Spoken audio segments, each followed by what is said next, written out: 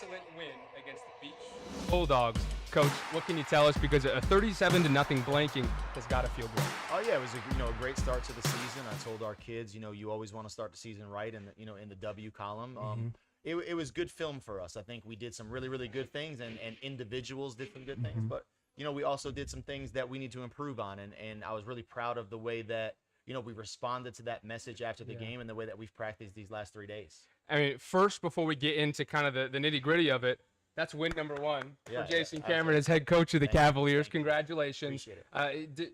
Before we get into it, milestone for you to have win number one under your belt. Is it a sigh of relief at all? Yes and no, I guess. It's when you come to Calvary, the expectation is to win. The foundation is so strong here. And we're hoping it's one of many. I didn't do a whole lot to do it. The kids are out there, they're busting their butt, and they're playing as hard as they can. So, I'm proud of it, and it's just on to the next one. The defense busted their butt on Saturday night. Only 40 yards allowed to the Beach Bulldogs. What'd you see from them? Only 5 yards on the ground as well. That's a big one. It's funny. We had a coach that was really, really sick and didn't make the trip. And one of his text messages that we got after the game was just how he saw how we, just rally to the football. There was hardly a lot of, single man tackles. So, that's who we want to be. We do a lot of pursuit stuff, and we do, our motto is to get 11 hats to the ball. And I think that's what we did best on Saturday. When you, as an offensive-minded coach, are giving so much trust into your defensive staff to watch them have a performance like that, your players on the field, does that only raise the confidence? Oh, yeah, of course. These guys are great coaches. Sometimes it's, you get out of their way and let them do what they do. And, our defensive staff is always prepared. They work so hard. And it shows, our kids played a great brand of football, the brand of football that we practice every single day. So there's no reason for me to micromanage. We got great coaches on our staff, and I'm going to let them coach. It was a very balanced attack on the other side of the ball, the offense. All 37 points came in the first half when you had the starters in, but you look at 135 passing yards, 146 rushing yards. That's about as even as it gets. Kind of highlight why that was able to happen. I've said this multiple times. You lose some, I guess you could call it star power from last year, but what I think we are this year is we could spread the ball around a lot more, and we've really kind of honed in on that with our kids, where one game it may be you and one game it may not be, because we have a lot of weapons out there and we have a lot of kids that could touch the ball and do really good things with it. And the first man that touches the ball on the snap is your quarterback, James Mobley IV. We talked about it last week. He maybe didn't have the best scrimmage like he was hoping for, but he told me, and we're going to get a feature on him in just a couple blocks, he said he was back out on the field on Saturday after that scrimmage. How did you see him go into the week of preparation with a little bit more of a focus after a night like that? Yeah, I don't doubt it. That's just kind of who he is. It's how he was raised. If you ever met his dad, it directly correlates. So I wasn't surprised about his performance at all. He attacked practice. Like you said, he's out there Saturday. He's not a kid that's going to, pout about his performance or point fingers. He took it, on the chin, and his goal was to improve. And obviously, if you were there on Saturday or watched the replay of the game, he improved tremendously. In the ground game, who did you really like to see that shined well? Caden Jones is our featured back. He's a tough physical runner. There's times where Caden doesn't look like he's moving, and I'm probably the biggest culprit of getting on him about going harder. But then you watch the film, and it's like, man, he was powerful. So he's 5'11", he's 205 pounds, he's a strong kid that can move. So he's tough to tackle. For an entire football game. Like he's delivering a lot of blows on the defense, and eventually gets to the point where, man, we don't want to tackle this kid anymore. Well, a positive about a game like you had against Beach, a lot of guys get playing reps. You had 3 quarterbacks get reps on Saturday, just across the board, being able to get most of the entire roster on the field. How cool is that? It's great. It's the third and fourth quarter. We played a lot of young kids and a lot of 2s and 3s where you're an injury away from being on the field. So, Beach's, varsity is still on the field in the third quarter. So we got a majority of our 2s, our 2Bs type players in the game. And listen, we saw a few things that said, man, this kid could play here, or we kind of changed the position. And we're like, we just build. The key on football is constantly building depth, because you're an injury away from the next guy being ready. So, if we're able to get them meaningful game reps, it's so huge for us, and God forbid we face injury. Across the board, wanting to get everyone game reps, how do you feel like your philosophy as a head coach, the way you lead a program, makes them ready? You go through spring workouts, you go through summer and fall camps. That's got to set them up for success. Yeah, we try to empower our kids, and we tell them the same thing that I just said about it. We have a next man up philosophy.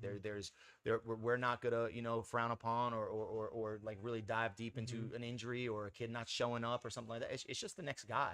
So for me, I even tell our young guys that empowers you guys. We look at everything. We film every practice. So if you're a young kid and you're really kind of getting after, we had 3 kids on first team kickoff that were freshmen because of the way that they practiced this summer. So again, to me, if I'm a young kid, that's empowering to me that I get to be on the field on a Friday night. Well, that's a big team effort that start the Calvary Cavaliers 1-0 in the 2025 season. We're going to take our first break here on the second edition of the Calvary Coaches Show. When we come back, Cavalier Athletic Director Mark Stroud joins Coach Cameron and I.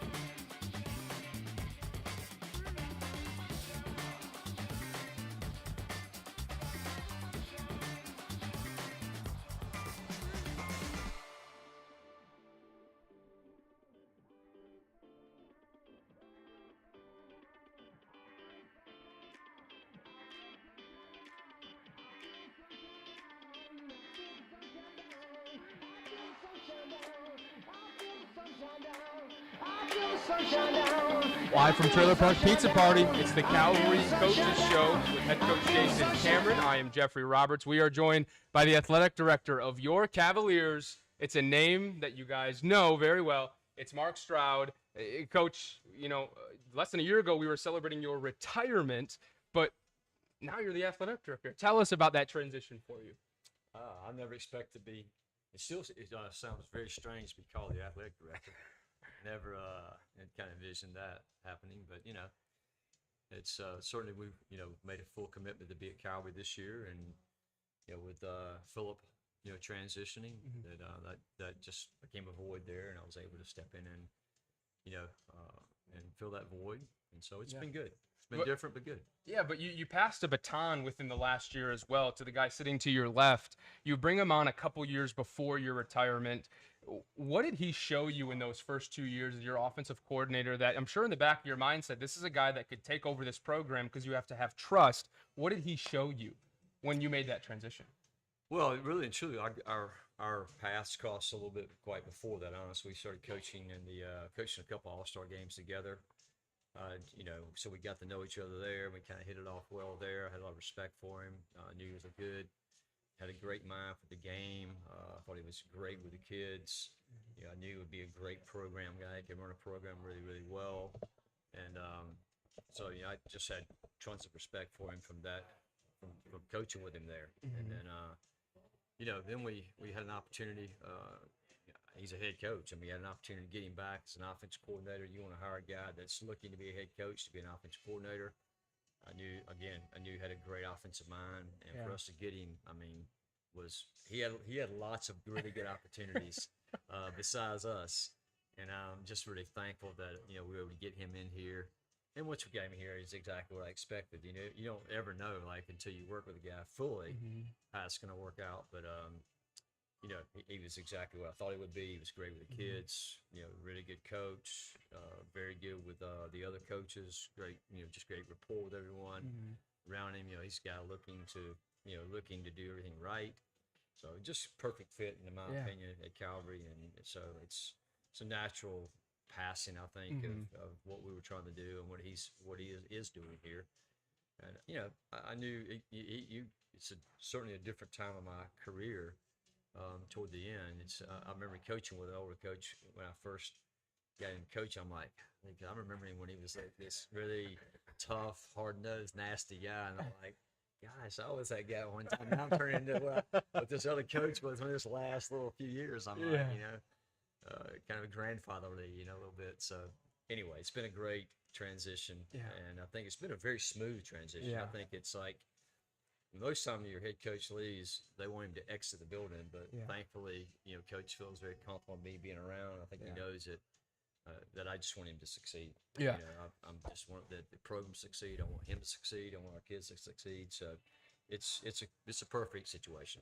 Coach Cameron, what has this transition been like for you? What did you learn being his right-hand man for a couple years that allowed you to take what you already knew as a head coach and try and instill that, but do it the Cavalier way that he helped you? That's exactly right. He's just, the way, that he handles situations. It doesn't matter what the situation is. He always has this calm demeanor about him. I'm not there yet, but I'm trying to get there.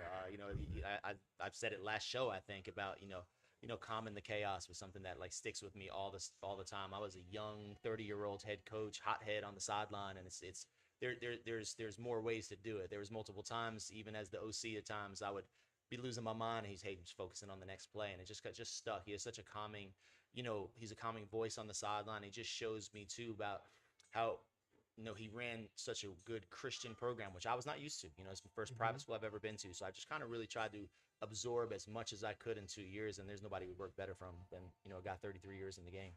Well, now as the AD, kind of the state of the athletic department as a whole, has it given you a different vantage point on how things are run? Did you maybe not realize some certain things? I mean, you have been so high in athletic departments your entire career. Has there been anything that has surprised you a little bit?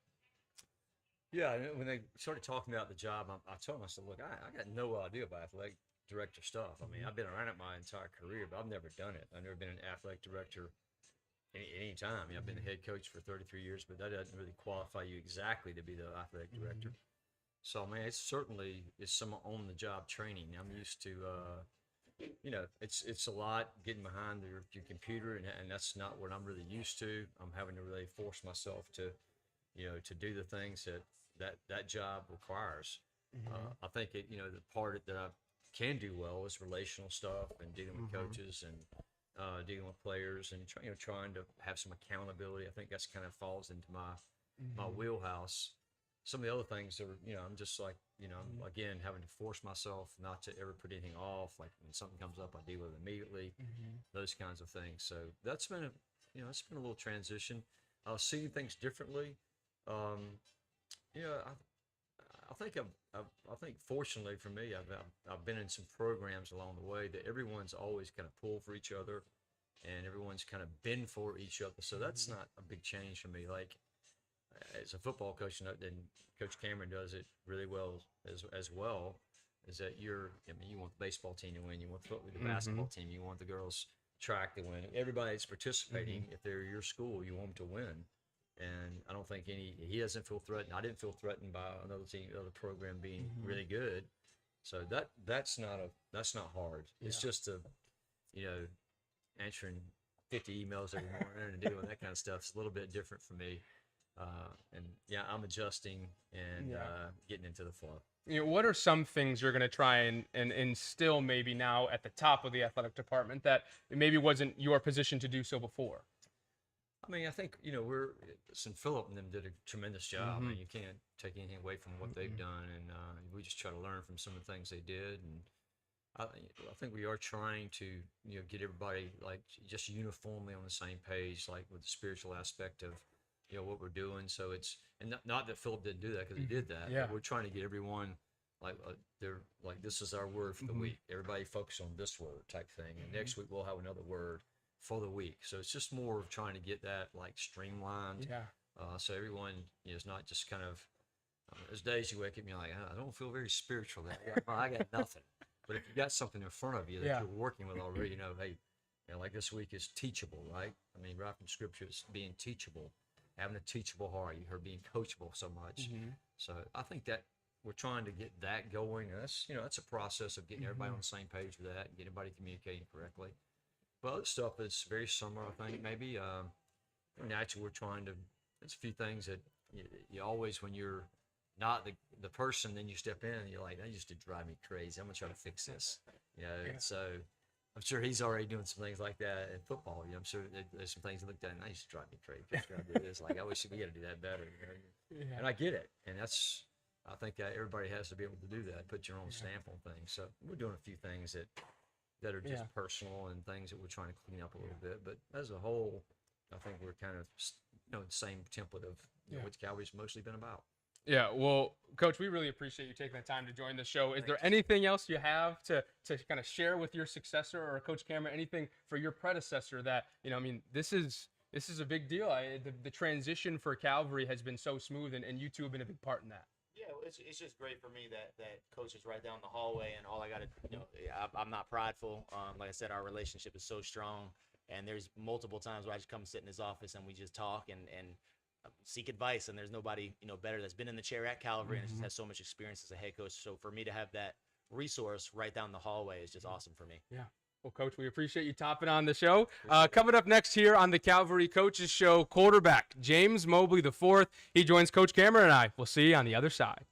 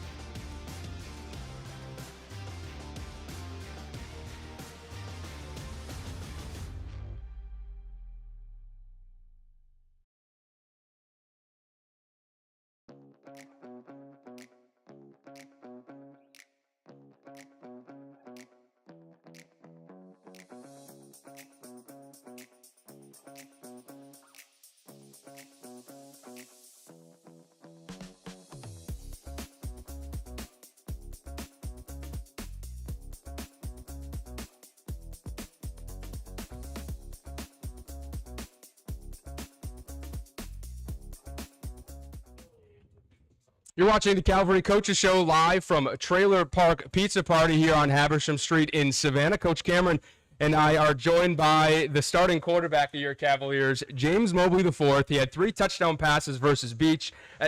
You had to get out of a funk after the scrimmage. That game right there, I'm sure, was a big one for you. Yes, sir. Tell me about it. What about that game did you feel confidence-wise going in that allowed you to come out and you had a couple pretty big touchdown passes? Oh, yeah, in the scrimmage game, I didn't have my best game. You know, I learned that night. I watched film, learned from my mistakes, and knew that for me to be the quarterback, me to be the guy on the field, I can't do that for us to win games. So that Saturday, I went to the field, went on footwork. You know, I saw in the game that a lot of times my feet were flat, feet not hot, and that's what made me, not have the velocity on my throws that I usually do. And really just get my mind straight, gaining that confidence back to, be that guy to where the offense can just count on me to make plays, and really just showed in the game. What did the offseason look like for you after a season as the starting quarterback? Are there things that you had to look in the mirror a little bit? How did you progress yourself as not only the quarterback, but a teammate and a leader? Yeah, so as a quarterback, I'd probably say I put on some weight this offseason. Last year I was about 155. That was probably one of the reasons why I got hurt in round 2 against Prince Avenue in the playoff game. So I put on about 20, 25 pounds. I'm at 175 now. Really just footwork, while getting that weight, just keeping my speed up and being able to, if I need to take off. But also as a quarterback, just being the leader on the field. I spent a lot of time with my teammates this summer, you know, with my offensive linemen and, you know, my receivers and running backs. Just spending time with them on the field during the offseason was really big for me. Well, Coach, how did you work with him last year in year one as a starting quarterback and now as his head coach? Does that relationship change at all, the way you're able to speak to him? Or, you know, how is James as your quarterback going for you? Oh, definitely. You know, we run a hard offense. Our offense has a lot of layers to it, and it's very difficult for quarterback play. You know, I would put it, you know, with our reads and things like that, we RPO a ton of stuff. So, you know, he has the ability to read multiple, and we don't just RPO first level, we're RPO in second level safeties. So, you know, we put a lot on him. So coming into last year, I was kind of like, man, do we kind of have to dummy it down some, or do? And listen, if you watch the games last year, it was amazing what he was able to do within our offense. We changed nothing. If anything, we kind of even added a little bit more to it. So he attacked it. He's a student of the game. If you watch it, the best thing about him is he's always where his feet are. So his freshman year, he's behind a, you know, 4-star quarterback, Jake Merklinger, and it was never, and you know what he did? He played when we were up by a lot of points, and 90% of the time he handed the ball off. And not one time did he complain. And what he did was he stayed in Jake's pocket. He was in all of our meetings. He was in all of our installs. He would get reps in practice just in case Jake ever went down. But more than anything, he just continued to stay the course. And in today's world of transfer portal and instant gratification, like he's the perfect example of stay where your feet are, and God will bless you with what what you're ready for. You know, Talk about maturity to be a ninth grader, 14, maybe 15 years old, and have that mindset of the guy in front of me I know is going to do big things. How did you feel your maturity that season under him really allowed you to grow up as a young man? Yeah, so my 8th grade year I was choosing through high schools, and I really chose Calvary. One, Jake hit me up, and I also knew a lot of the coaches like Coach Q, Coach Stroud. I actually went to a Calvary football camp my 5th grade year, so I already kind of knew Coach Stroud. But also, yeah, just learning from him, you know, it was really big for me. Yeah. Well, you know, one thing you mentioned this morning when we chatted on the field was, can we give some love to the big guys? Can we give some love to my offensive line? I want to talk about them first from a leadership standpoint. As the quarterback, having their backs and supporting them, why is that important to you? It's big, you know, offensive line, they support you. You know, if you don't have an offensive line, there's nothing you can do. So really just being on them, you know, holding them accountable, they also hold me accountable. You know, they make me look good, I make them look good. So where we just have that relationship where we always count on each other. Yeah. Another big thing of your foundation is your religion. When did that start, and how does that transfer over to the football field? Yes, sir. My religion, it started off when I was very young. You know, my mom and my dad have a very, very good spiritual life. You know, I've been to 2 private schools. I've been to Blessed Sacrament. You know, that was a very good school. And Calvary, I feel like Calvary just brought like a whole different level to me. With Coach Stroud as my head coach for my freshman and sophomore year, and also with Coach Cameron. This summer, you know, we had a retreat with the whole football team and talked nothing about football. Everything was just about team goals and just everybody just trying to expand on our religion. Yeah, and on Saturday, you picked him as one of your team captains. Tell us how, as your captain group, why is it important that faith is so strong to them to trickle down through the team? well, 'cause it's what we stand for. You know, if when it was probably one of the reasons why I came to Calvary. I met with Dr. Chadwick and his vision, and pretty much, you know, all he tells you is he wants someone around you that loves kids, loves the Lord, and is going to get kids closer to the cross. And my wife and I looked at each other and said, "This is where we need to be. This is where we want our son to go." You know, my 9-year-old's at Calvary, and you know, he's in a situation that I was never in. You know what I'm saying? He gets to pray and glorify God every single day. And, you know, I was in a public school, so I didn't get to do that. Yeah. So, you know, to trickle that into our program, and it's, like I said, it's another thing that I learned from Coach Stroud so well is the spiritual aspect of our program is so strong. And, you know, Pastor P, who was with us last week, you know, he's taken a huge role as our team chaplain. You know, he comes every single day, and he'll just add some sort of spiritual piece to the end of our practice, it's always so relatable. He does such a good job of making it relatable and making the kids, like, you see them shaking their heads, and it's just like it just hits home with them. So to me, you know, that's more important when it comes down to it than any football win, any football state championship, because that's going to last with you a lifetime. Well, there's a long road ahead in 2025, James. As a junior, you know you still got a year to really kind of reach your potential as a high school quarterback. What are the goals for this year? Do you write them down? Do you have a list of things you like to accomplish? Are they up here? Can you kind of share to the fans what those are?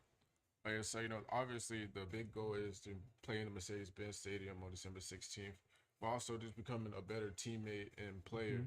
And also in the classroom, I want to push my teammates to, have all A's and B's. I want to see a lot more football players on the stage when we go academic awards day.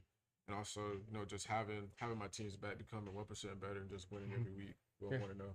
Well, we're excited to watch you ball out this season. Appreciate you joining the Calvary Coaches Show, James. Yes, sir. All right, when we come back, we talked about the offensive line with Mr. Mobley here. We have the offensive line coach, Cam Brown. He's next right here on the Calvary Coaches Show.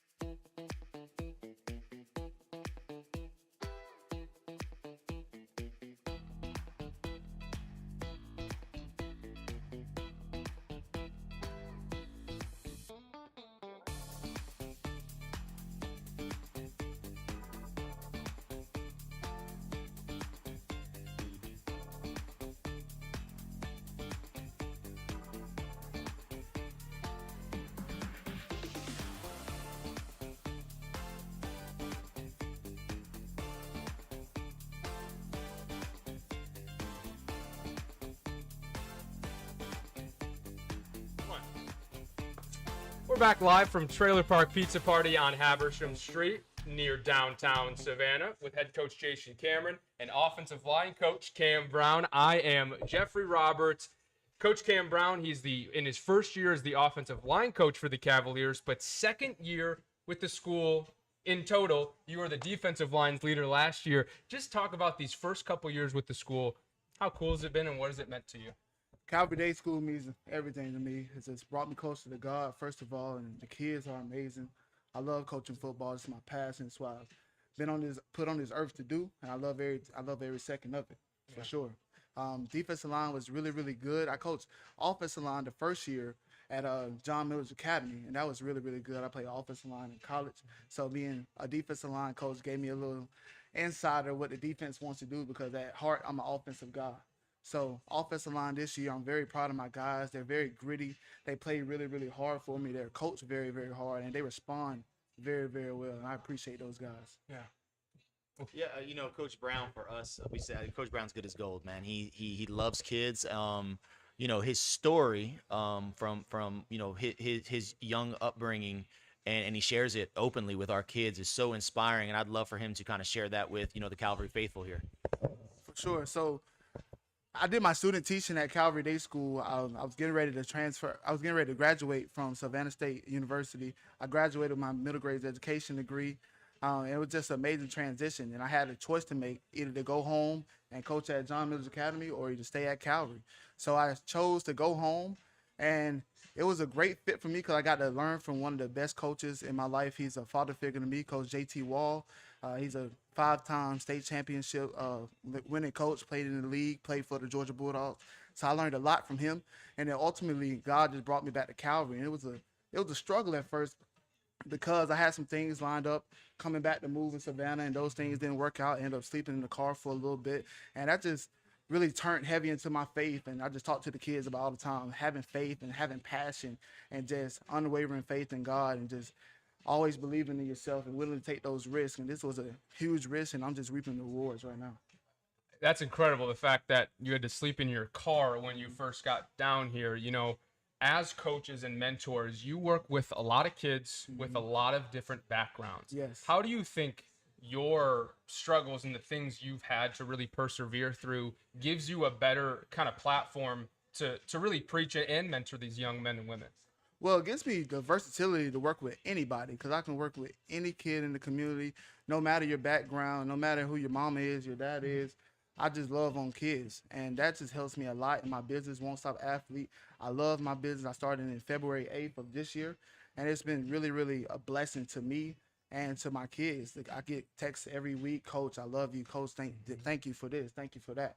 And so I'm blessed. God put me on this earth to do this, and I love what I do, and I'm passionate about it. I show it every day. Yeah, he has his own personal business. We'll get to that in a second, but Coach Cameron, I want to talk a little bit more about that story of Coach Brown's. How does hiring a guy like this and having a guy like this on your staff give you just comfort knowing that this is the men that I'm putting our young men around? That's the biggest thing. When I hire coaches, I don't hire them for their X's and O's. That I hire good people that love kids, and there's nobody that does it better than him. He's a relationship builder. So you heard him say that he coaches his offensive line hard. He does. He coaches them hard, holds them accountable, but the heart is love, and they know that, and they'll run through a wall from him because he knows at the end of the day he's a phone call away. Doesn't matter what time of night it is or what they need, they know Cam Brown will be there. So when you do that, kids will do anything for you. So like I said, he's a relationship builder. He is not only makes Calvary football better, but he makes Calvary hallways better. He pours into our middle schoolers who, God bless you for teaching middle school. But but he helps them, man. They could go to them. That he's that comfort that they know that if something's going wrong, let me find Coach Cam and he's gonna make it right. Well, not only does your mentorship with the varsity football team, it doesn't stop at the sidelines. This business of yours, let's talk about it because I follow him on Instagram. That's an Instagram plug for you. For sure. It seems like every single day there are 3 or 4, not just high school age varsity football. You're going real young with the kids you are trying to create a foundation with in sports. Definitely. I love the young kids. I have my youngest is 7 years old, and I go all the way up to some college guys. I got a guy in Benedict College in Columbia, South Carolina, and a guy at Murray State. And I'm just very, very blessed. I love the young kids because they are our future. They have to be developed, and I truly believe that I'm doing it the right way, or I'm trying to do it the right way. And I just love on those kids, and I give them something that they don't have at home that they're getting from me, and if they do have it at home, they're just getting more of it. And so I just love what I do. You said that started with your brother in Milledgeville. Yes. How has working with him and having a younger brother really been like, I can be a big brother to more than just the blood brother in my life? It was amazing to see his transition. His name is Hayden Hewlett. He played at John Mills Academy. We played at the same high school. He wore my jersey number. He's just amazing. He has impacted my life so much. Yeah. He started when he was in the 8th grade. He was a fat, chubby kid, and he ended up playing offensive line at 200 pounds, and he's not big at all, just very nasty and very physical, and he ended up winning the state championship his senior year of wrestling. Mm-hmm. So he's just a kid that he really changed my life, and I try to pour into what I pour into him to all of our kids that I have in contact with. Well, the story is incredible, but on the coaches show here, we do want to talk a little X's and O's. For sure. Your offensive line looked real good on Saturday. What did you tell them as a group before the game, and then how did they potentially exceed those expectations you had? For sure, the expectation is to dominate. No matter who we play, no matter what game it is, every Friday night we're going to dominate. That's why I coach them so hard. But they respond to it so well. And we just want to run the ball down your throat, and we want to make sure James or Preston or Davis is never touched. And so that is our mentality. That is our mindset. We want to physically make your team quit. And that is just, it comes from me, and then the players, the seniors, John Swindell, Bryson Terry, Carson Dean, Jay Varner, Lawson Bailey, and Elijah Kiefer. They do a great job, and I'm so proud of those guys. And I'm so proud to be their coach. Coach Cameron, having him transition from defensive line to offensive line in the offseason, how have you seen him grow as a coach? Well, first of all, he's a future head coach. And again, it's not because of X's and O's. He knows X and O's. He knows ball, but it's just him as the person. He's a future head coach. So, bringing him over to the offensive line where he played in college is awesome. He's got that firsthand experience. He can still get out there and demonstrate some drills out there a little bit. I told him, I said, that don't last too long now. All of a sudden you get the pulls and strains. But yeah, it's just, he understands the game. And, your first hire as a head coach, 9 out of 10 times is your offensive line coach, because it's such an important position. It's a position that gets no gratification in the newspaper and on the television. Of course we see James's touchdown. What do those 5 guys do up front? We see Caden Jones's long run. What did those 5 guys do up front? So, it's a no-brainer for me to move him over to the offensive side of the ball, and we flourish. And I just think that, did we play a great game Saturday offensive line-wise? No, and he knows that. And the best part is Monday, man, he's out there working. He's ready to get them to improve. Yeah, well, you also practice what you preach, too. I saw a couple days ago more than 25,000 steps you had in a day. I try and get to 10,000, and sometimes that's a little rough. So, well, Coach, we appreciate you coming on the Coaches Show. This season for your offensive line, we'll leave you with this one. What do you hope to see out of them? Is there a goal in mind that you hope to have? The goal is to get better every week, but the bigger picture is just to make sure that those young men understand that the way that I coach is the way they have to attack life. And that's the biggest goal. You have to attack life. You have to take risks. Everything in life that is hard is good for you. And if it's easy, it's probably not good for you. And I try to preach that as much as possible. Like waking up at 6 a.m., it's not easy. But that's what we do, and we have to love to do it. It takes an extreme amount of discipline to do it, and effort and energy. And I love what I do, and hopefully they love what they do, and they become great young men and great husbands one day. Yeah. Well, thanks for joining the Coaches Show. Yes, sir. Appreciate you. Thank you. Coming up next, we will preview Calvary Days, a game against Oceanside Collegiate. That's next Friday. We'll be right back.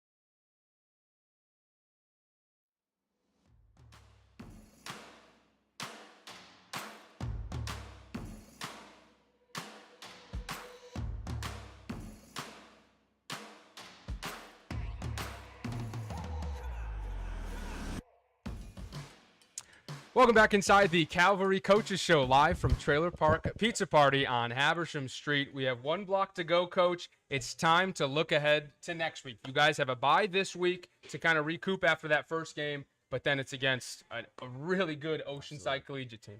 Yeah, really good football team. Beat us last year. Return a lot of guys.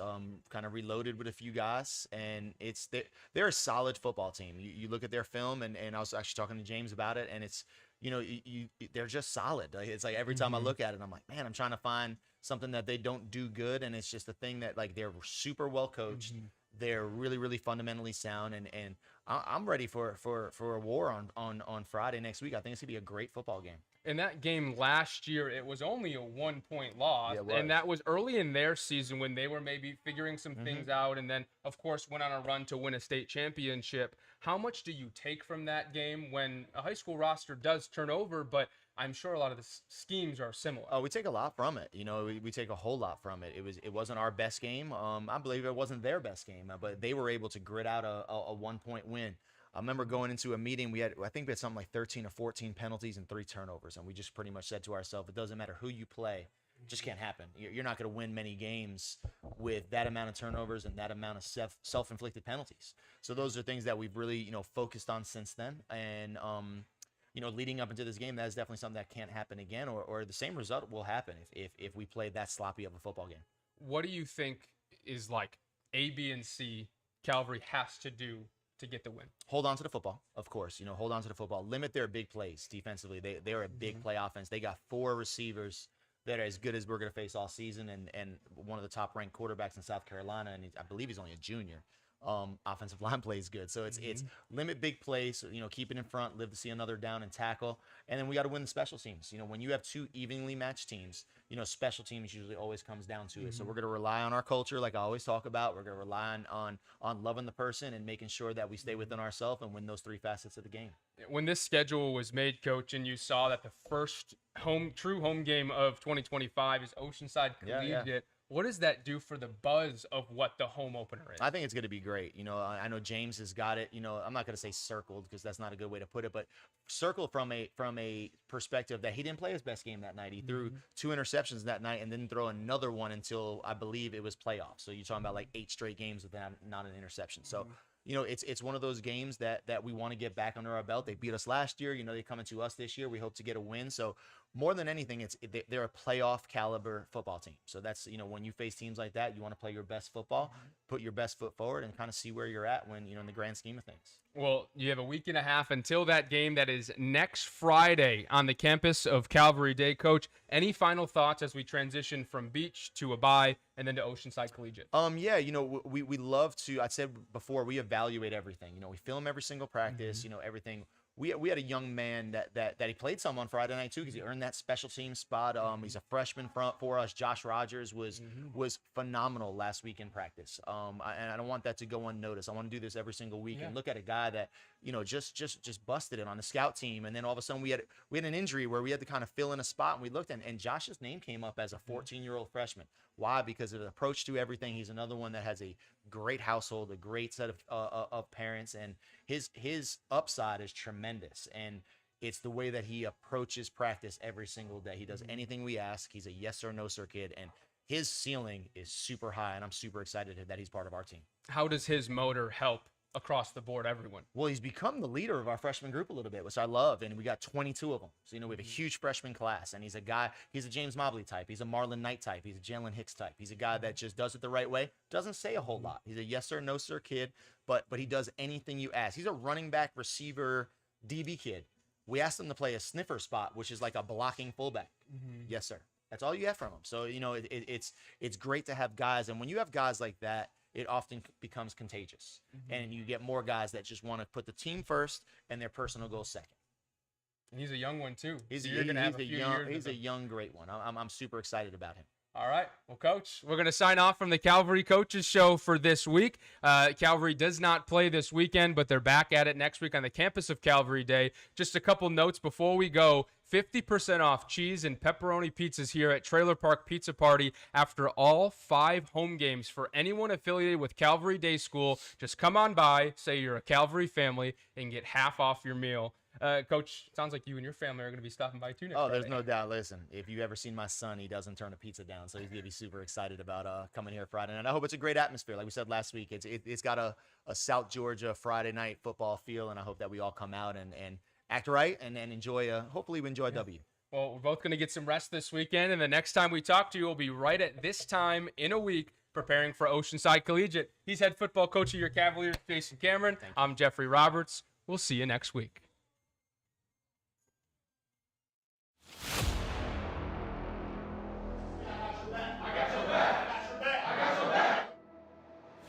Let's set a tone right now.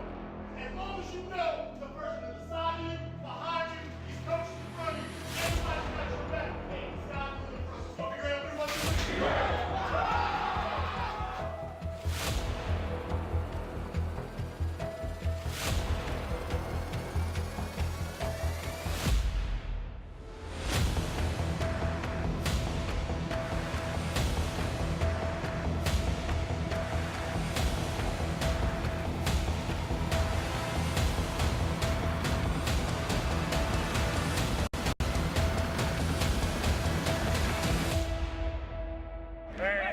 Nice job.